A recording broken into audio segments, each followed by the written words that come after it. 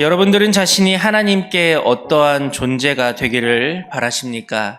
다윗은 하나님의 입장에서 자기 자신을 바라본 사람입니다. 그리고 그는 말하기를 내 입술의 말과 마음의 묵상이 주의 앞에 연락되길 원하나이다 라고 고백합니다. 다윗은 하나님께서 자신의 마음을 기쁘게 받아주길 소망하면서 살았던 사람 중에 한 명입니다. 오늘 다윗은 시편을 통해 우리에게 그 비결을 오늘 알려주고 있습니다. 먼저 우리는 하나님의 말씀이 얼마나 귀한지를 알아야 합니다.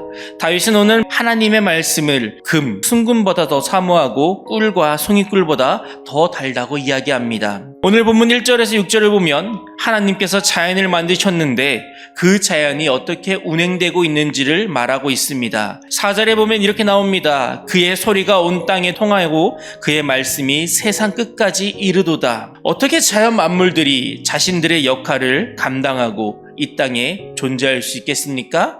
그것은 피조물들이 하나님의 말씀을 듣고 그대로 행하고 있기 때문입니다. 우리도 마찬가지입니다. 가장 가치 있는 인생은 하나님이 지으신 목적대로 그의 섭리를 따라갈 때입니다. 다윗은 이 사실을 너무나 잘 알고 있었습니다. 하나님의 말씀대로 최고의 가치를 추구하며 살았습니다. 그런데 그 복을 누리기 위해서는 하나님을 경외함으로 그의 말에 경청해야 합니다. 9절에 보면 여호와를 경외하는 도는 정결하고 영혼까지 이르고라고 이야기하고 있습니다. 하나님의 말씀은 하나님을 경외함으로 대해야 하는 것입니다. 사람들이 하나님의 말씀을 소홀하게 여기는 원인 중에 하나가 무엇입니까? 하나님을 경외하지 않기 때문입니다. 전도서 12장 13절에 이렇게 나옵니다. 이 일의 결국은 다 들었으니 하나님을 경외하고 그의 명령을 지킬지어다. 이것이 모든 사람의 본분이니라. 하나님을 경외하는 사람은 그 명령을 지키게 되는 것이 우리의 본분입니다. 그런데 하나님의 말씀을 경청하지 못하는 것은 하나님과 나와의 관계를 제대로 알지 못하기 때문입니다. 오늘 본문 11절에 보면 다윗은 이렇게 말합니다. 주의 종이 이것으로 경고를 받거라고 이야기합니다. 비록 다윗이 한 나라의 왕이라 할지라도 그는 하나님 앞에서 종이었음을 고백하고 있습니다. 하나님은 우리의 왕이시고 주인이신 줄 믿습니다.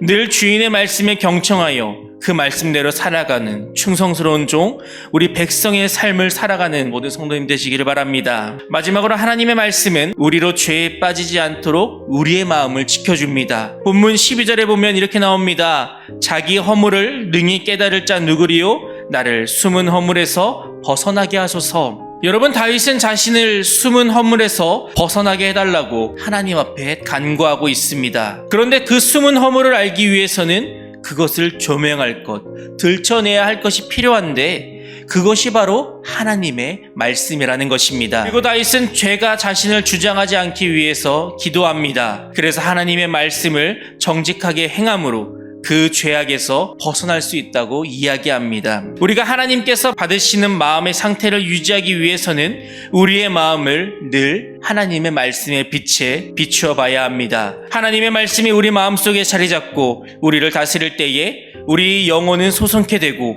우리는 지혜를 얻으며 우리 마음을 기쁘고 우리는 정결케 되는 줄로 믿습니다. 우리의 삶이 우리의 주인이시고 구속자이신 하나님께 기쁘게 연락되기를 주님의 이름으로 간절히 축원합니다.